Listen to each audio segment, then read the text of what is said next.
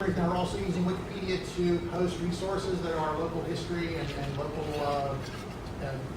resources, and then linking back to the place of the place those resources reside in the library. So if somebody does a search on Google, that Wikipedia article is going to show up on top. If there's something about your library resources there, then people can click on that and go to your library and find authoritative resources for those local topics. And if you are interested in editing, Wikipedia does a nice job of providing a lot of different cheat sheets and editing tools and training and that sort of thing.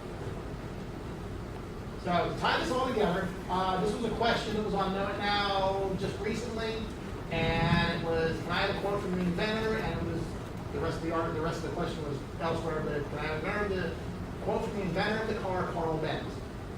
So they wanted a quote from Carl Benz. So English language Wikipedia, go to the German Wikipedia, look at the links. Lo and behold, there is a link to his autobiography. Click on that. That comes in there. Of course, it's in German because it's German. You can use the Google Translate to get a rough translation, and so there's a quote from Carl Benz. So it's not necessarily a one-step sort of thing. Think of it as a route to further research. And this is how you get to the German. If you actually, I don't have it here.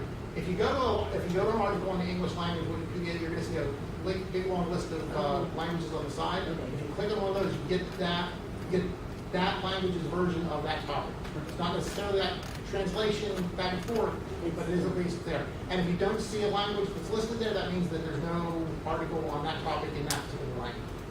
But it only displays the ones that are available. Okay, any questions on that? Anybody's still awake? Looks like it's good. It's right after lunch, please. Okay, so just a quick refresher on the Ohio Library databases. I'm assuming everybody's familiar with the Ohio Library databases. Yes. I'm confused. Well, we were using the Ohio Link. I often turned that Ohio Link bookmark on the Spark, but now I am understanding that that's only for a certain set of customers.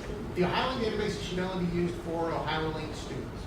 The way their licensing agreements are, we can use them, but only if we're helping out somebody from an Ohio Link institution. Do they identify themselves as Ohio Link? Usually they will. I mean, you can ask them. You feel free to ask them. You know what college you go to or that sort of thing. Yeah. The Ohio Library ones are the ones that are made available through Libraries Connect Ohio is the group, but it's a conglomeration of Oakland, Ohio Link, and Ohio. If you click on resources on their page, you get this list here. If you click on the titles, you will get descriptions, and there are some tutorials that are available in those descriptions. So if you want to share those with patrons, or if you want to use those yourselves to sort of get a better idea of how to better utilize the different databases, that is available. We do have a proxy server that Oakland has set up just for Know It Now. It's at kin.oakland.org. The reason you want to use that during a Know It Now session is because if you copy a link from there and send that out, the person puts in their zip code, they get sent directly to what you have sent them. If you search in the OhioLibrary.org site, it doesn't necessarily do the same thing simply because the proxy server has built in some things into the URLs that you copy and paste. And so you put in the zip code, you get what you sent, they get what you sent them.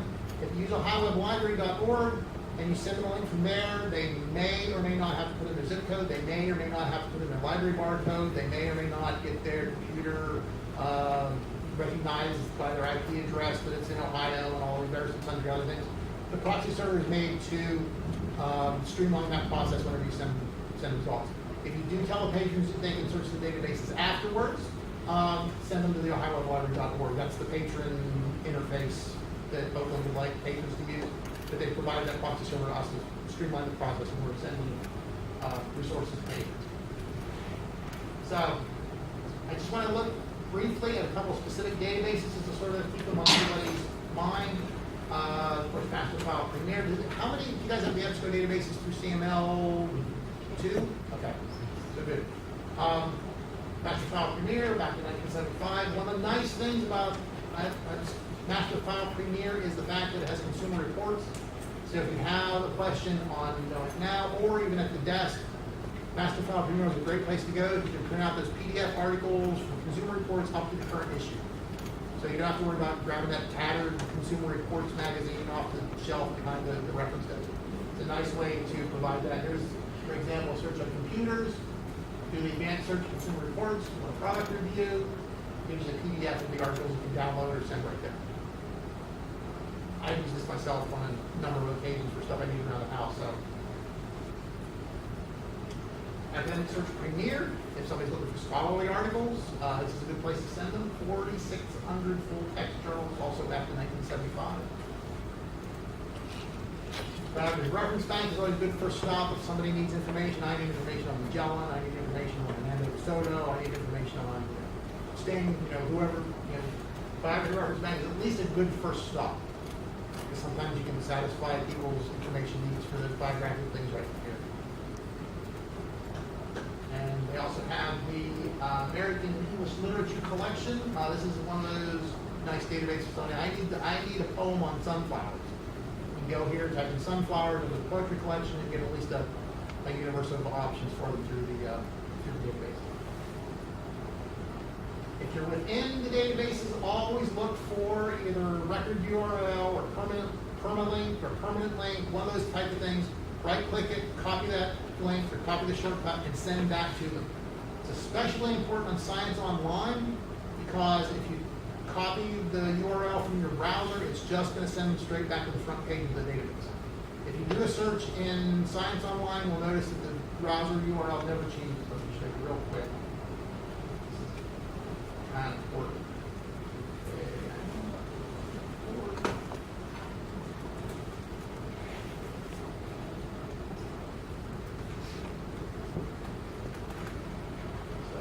Science Online. Yeah. So here's the URL of the browser. As I click through here, notice the browser URL never changes. So if you copy and paste this, it's going to send them back to the front page. If you need to send them this article on phosphorus, for example, theirs happens to be right at the bottom. Right click, copy shortcut, that's what you want to send to the page. And always look for and unfortunately every database has a different, calls it a different thing. So. And one thing I like about Science Online articles can be a little obtuse sometimes. They do something with a little bit more depth than what we need. What I've been using it more for recently are their images, videos, and animations. They have nice little infographics. So here's the carbon and phosphorus cycle. And once again, the record URLs reside at the bottom. Same way as for the articles. But these, again. So if a student is looking for basic information on the carbon cycle, this is a nice way to provide them sort of a more compact thing than a big, long article.